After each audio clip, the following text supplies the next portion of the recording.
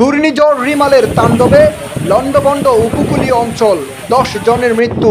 বঙ্গোপসাগরে সৃষ্ট ঘূর্ণিঝড় রিমালের তাণ্ডবে লন্ডভন্ড হয়ে গেছে দেশের দক্ষিণ পশ্চিমাঞ্চলের সাগর উপকূলীয় এলাকা। বসতবাড়ি, দোকানপাট ঝড়ের কবলে পড়ে ব্যাপক ক্ষতিগ্রস্ত হয়েছে। ঘূর্ণিঝড়ের প্রভাবে এখন পর্যন্ত দেশের বিভিন্ন স্থানে 10 জনের মৃত্যু হয়েছে। বঙ্গোপসাগর তীরবর্তী এলাকায় বেড়িবাঁধ ভেঙে লবণাক্ত পানি লোকালয়ে ঢুকে পড়ায় বিশুদ্ধ পানির সংকট দেখা দিয়েছে। এতে মাছের খামার সহ ফসলি জমি ব্যাপক ক্ষতিগ্রস্ত হয়েছে। 27 মে সোমবার ঘূর্ণিঝড় রিমাল আঘাত হানলে 8 জন। রোববার আশ্রয় কেন্দ্রে যাওয়ার সময় 2 জনের প্রাণহানির ঘটনা ঘটেছে।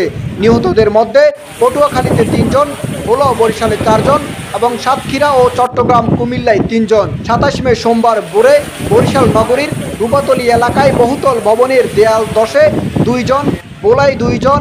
এর মধ্যে বসতঘরে চাপা পড়ে মজেনা খাতুন নামে এক নারীর মৃত্যু হয়। দৌলতখানে ঘর চাপা পড়ে মাইশা নামের এক শিশুর মৃত্যু হয়েছে। চট্টগ্রাম নগরীর বাইজিদ থানার টেক্সটাইল এলাকায় দেয়াল চাপায় এক পথচারী। পটুয়াখালীতে মারা গেছেন 3 জন।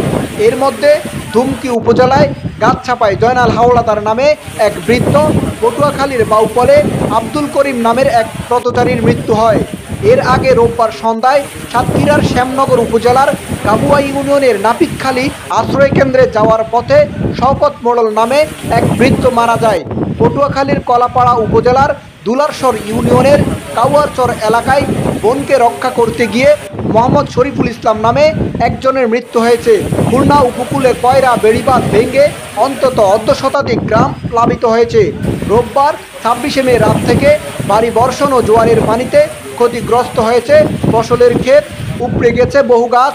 অনেক জায়গায় বিদ্যুৎ সরবরাহ বিচ্ছিন্ন রয়েছে। জোয়ারের চাপে খুলনা মহানগরীর নিম্নাঞ্চল, মহেশপুর ইউনিয়নের সিংহের কোনা, মহারাজপুর ইউনিয়নের 10 হালিয়া, দক্ষিণ বেতকাশী ইউনিয়নের 3 নম্বর ওয়ার্ডের বেলালগাজী বাড়ির সামনের বাঁধ ভেঙে গেছে। এছাড়া বাঁধের নিচু কয়েকটি জায়গায় ছাপিয়ে লোকালয়ে পানি প্রবেশ করেছে।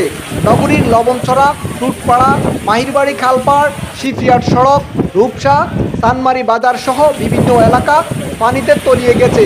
ভারী বৃষ্টির সঙ্গে জড়ো হওয়ায় চলমান থাকার কারণে নগরের অনেক জায়গায় বিদ্যুৎ নেই। টানা বৃষ্টির কারণে হাঁটু থেকে বুক পরিমাণ পানিতে তলিয়ে গেছে চট্টগ্রামের বেশিরভাগ এলাকা। ভারী বৃষ্টির সঙ্গে জড়ো হাওয়া চলমান থাকায় নগরের অনেক এলাকায় বিদ্যুৎ নেই। এতে চরম ভোগান্তিতে পড়েছে নগরবাসী। মঙ্গলবারও ভারী বৃষ্টিপাতের আভাস দিয়েছে আবহাওয়া অফিস। রোববার 26 মে রাত 12টা থেকে সোমবার দুপুর 12টা পর্যন্ত চট্টগ্রামে 238.4 মিলিমিটার বৃষ্টি হয়েছে।